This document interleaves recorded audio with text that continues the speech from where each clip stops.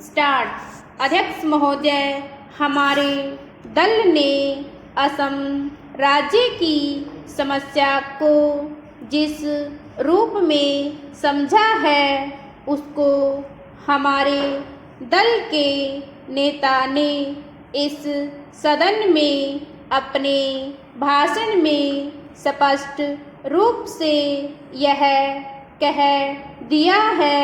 विराम। मैं फिर से इसी बात को दोहराना नहीं चाहता हूँ। विराम।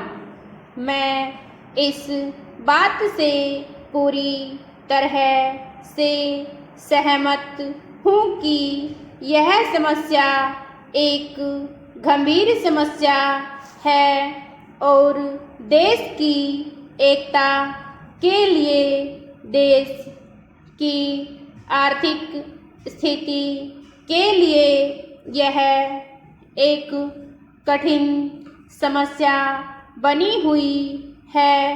विराम। कुछ दल इस समस्या को और भी बढ़ाना चाहते हैं, इसमें कोई शक नहीं है, लेकिन हमारा दल और हम लोग इस बात के खिलाफ हैं। विराम। आप और हम भी यह जानते हैं कि कुछ विदेशी शक्तियाँ, जिनकी चर्चा सदन में भी हो चुकी है, यह सभी काम कर रही हैं। विराम। यह समस्या न केवल असम राज्य में है, बल्कि धीरे धीरे यह देश के अन्य कई राज्यों में भी पैदा हो रही है। विराम। ऐसी विदेशी शक्तियों की यह इच्छा है कि यह देश सदा के लिए अलग अलग हिस्सों में बंट जाए। विराम। पहरा। अध्यक्ष महोदय, हम इस बारे में सरकार के साथ हैं। विराम।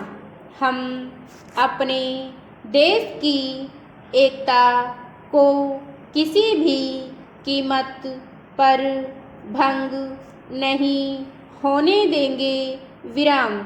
इस सब के बावजूद हमें यह जरूर सोचना चाहिए कि केंद्र सरकार ने ऐसे कौन से कदम उठाए हैं जिनसे असम राज्य की इस समस्या को सुलझाने में मदद मिली हो। विराम। इस सदन के मेरे एक माननीय सदस्य कह रहे थे कि असम की आर्थिक स्थिति का लाभ उठाकर ये सभी शक्तियाँ वहाँ पर अपना काम कर रही है। विराम। मैं भी इस बात से सहमत हूँ, लेकिन सरकार का भी तो कर्तव्य हो जाता है कि असम राज्य की आर्थिक स्थिति को जितनी जल्दी हो सके सुधारा जाए, ताकि विदेशी शक्तियाँ वहाँ की गरीब जनता से अनुचित लाभ न उठा सकें। विराम। मुझे याद है असम राज्य के मुख्यमंत्री जी ने बताया था कि असम राज्य के जो उन्नति के साधन हैं वे बड़े पैमाने पर बाहर चले जाते हैं और इस ओर उन्होंने केंद्र सरकार का भी ध्यान आकर्षित किया था। विराम। लेकिन उस समय केंद्र सरकार ने मुख्यमंत्री जी की इस बात की ओर विशेष ध्यान नहीं दिया। विराम। इसी तरह से आप देखें तो आम असम राज्य की और भी विकास की योजनाओं की तरफ विशेष ध्यान नहीं दिया गया है। विराम।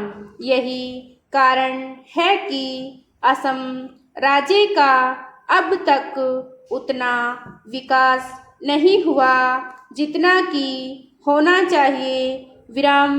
स्टॉप।